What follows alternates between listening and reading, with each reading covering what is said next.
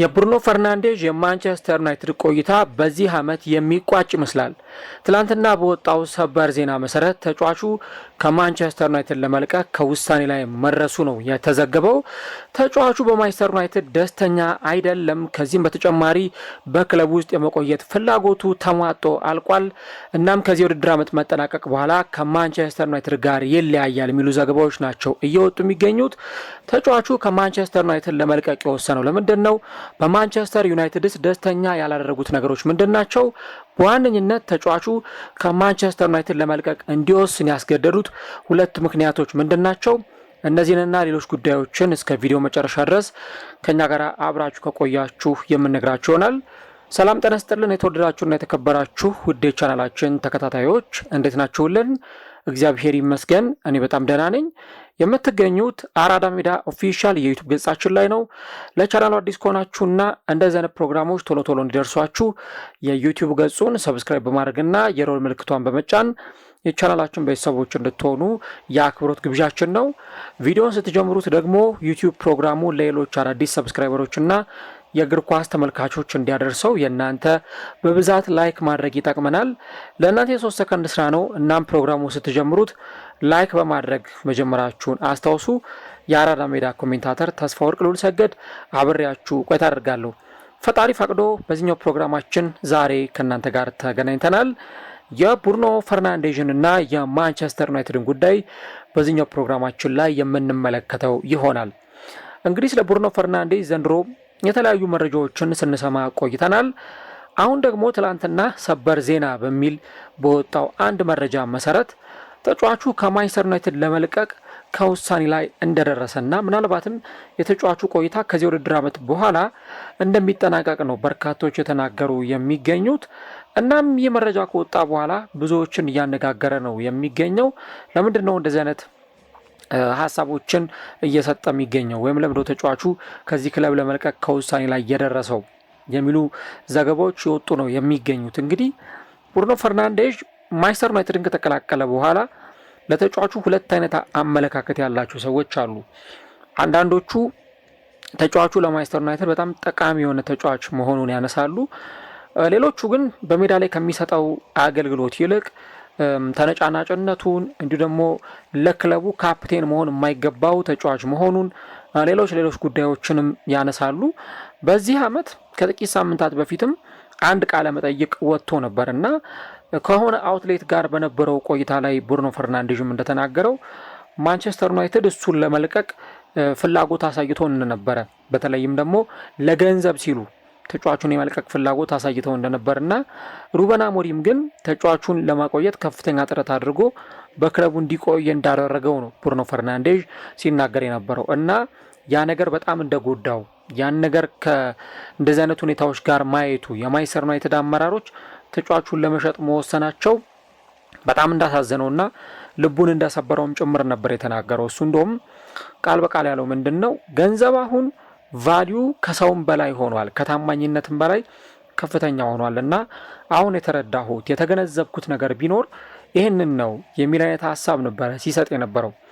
ተጫዋቹ እንግዲህ በባለፈው የክረምት ተጫዋቾች የዝውውር መስኮት ከፍተኛ የሚባል ረብጣ ደሞዝና ከፍተኛ የዝውውር ሂሳብ ነበር የቀረበለት። አልሂላሎች ምናልባትም ደግሞ በገንዘብ እይታ ወይም ደግሞ በገንዘብ አይን ከለካ ነው በፍጹም እምቢ ሊባል የማይችል የዝውውር ሂሳብ ለማንቸስተር ዩናይትድ ከፍተኛ ደሞዝ ደግሞ ለተጫዋቹ አቅርበውለት ነበር። በተለይ ተጫዋቹ በማንቸስተር ዩናይትድ ሊከፈለው ከሚችለው ወይም አሁን በዩናይትድ የተከፈለው ከሚገኘው እጥፍ የሆነ 5፣ 6 ወይም 7 እጥፍ የሆነ ደሞዝ ነበር ለተጫዋቹ አቅርበውለት የነበረውና ነገር ግን ተጫዋቹ በማንቸስተር ዩናይትድ ለመቆየት ለክለቡ ታማኝ ለመሆን በማሰብ ነበር እንግዲህ ያንን አይነት ውሳኔ የወሰነው። ነገር ግን ያንን ውሳኔ ቢወሰንም ያ ነገር ግን መጨረሻ ላይ ዋጋ ሊያስከፍለው እንደሚችል ራሳቸው ዩናይትዶችም ተጫዋቹን በማቆየት ፈንታ የመልቀቅ ሀሳብ እንደነበራቸው ነው እንግዲህ በርካታ መረጃዎች ሲወጡ የነበረውና ብሩኖ ፈርናንዴዝ እንግዲህ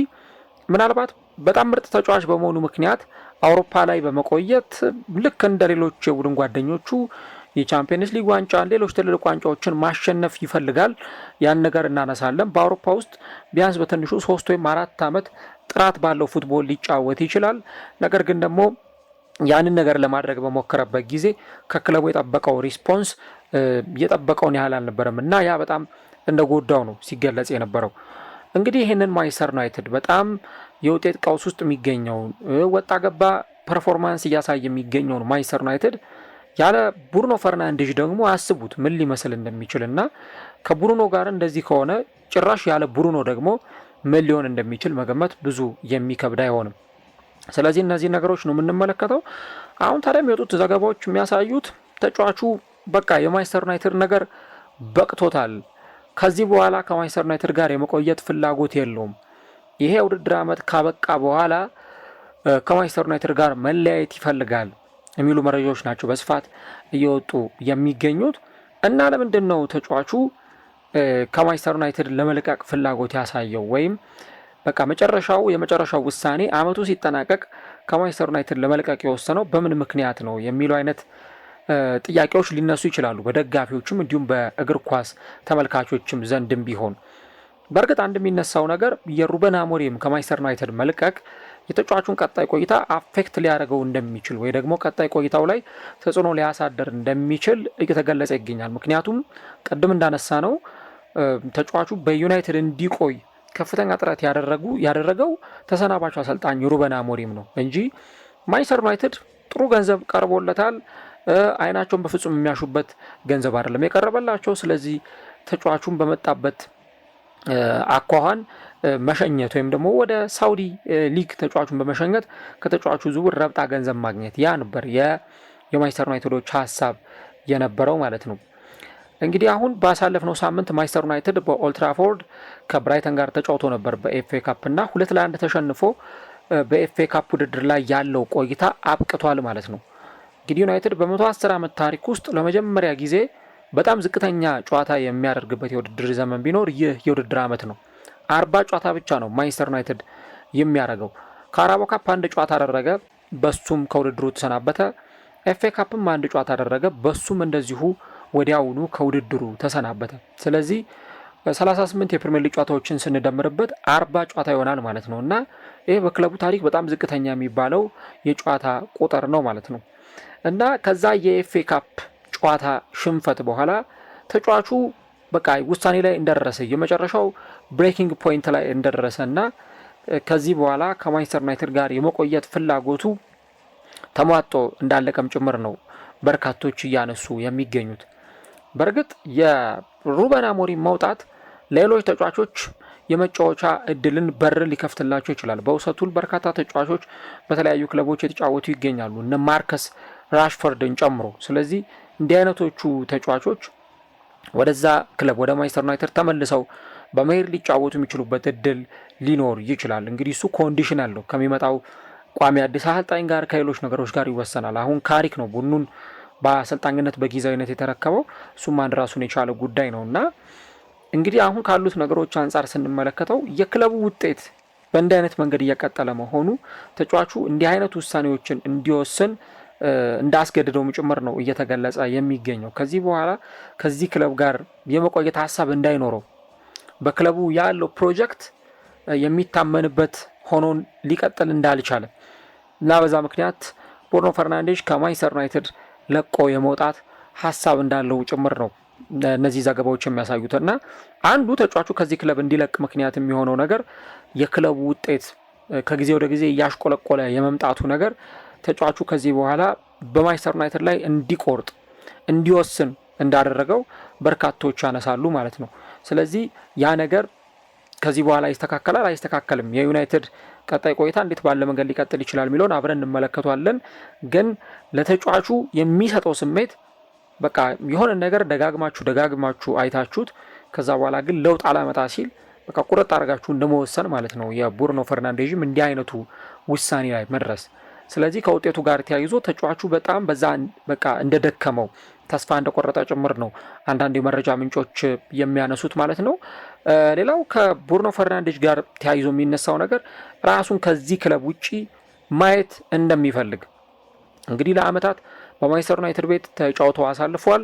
የሆኑ ዋንጫዎችን አሸንፏል ከማንቸስተር ዩናይትድ ጋር የኤፍኤ ካፕ ዋንጫን አሸንፏል ወይ ደግሞ ሌሎች ዋንጫዎችን ያሸነፈባቸው ጊዜያት እንዳሉ እናነሳለን። ግን ደግሞ ብሩኖ ፈርናንዴዥም ወርልድ ክላስ የሆነ ተጫዋች መሆኑ የሚያጠራጥር አይደለም።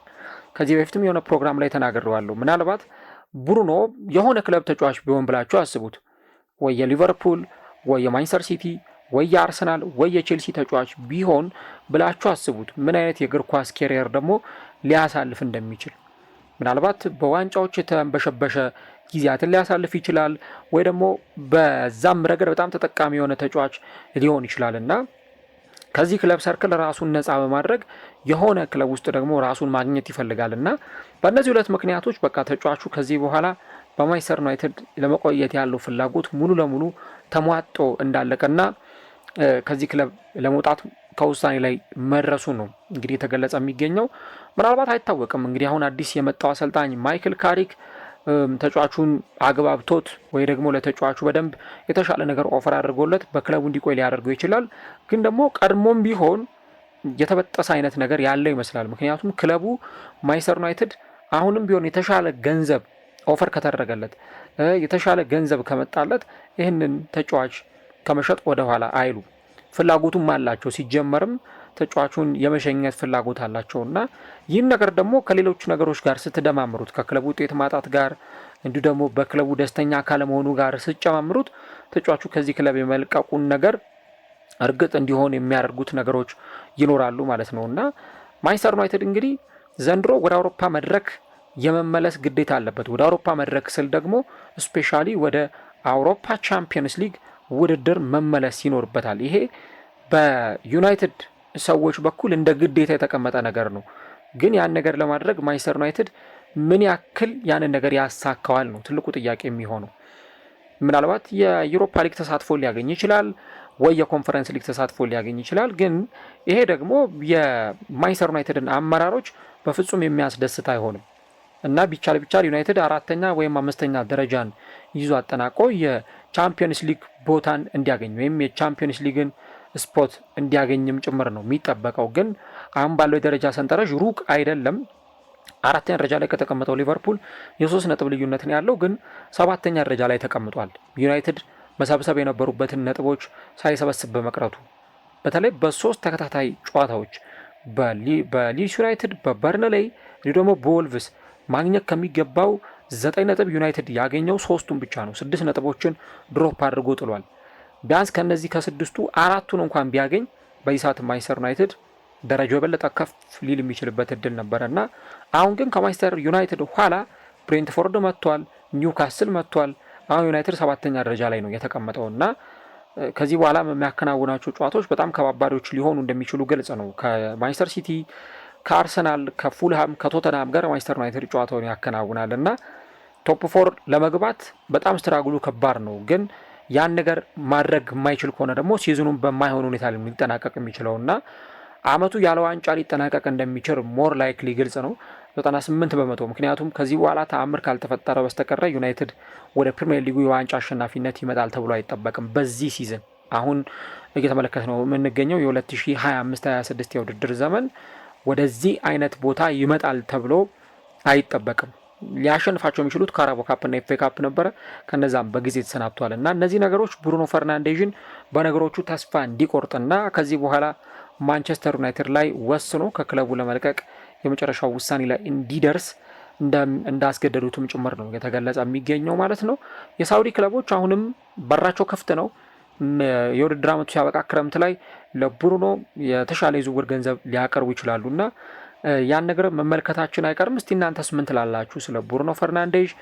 ከዚህ ክለብ ቢለቅ የተሻለ ነው ወይስ በማንቸስተር ዩናይትድ የለውጥ ሂደት ውስጥ ለውጡን እየመራ ቢቆይ የተሻለ ነው ብላችሁ ታስባላችሁ?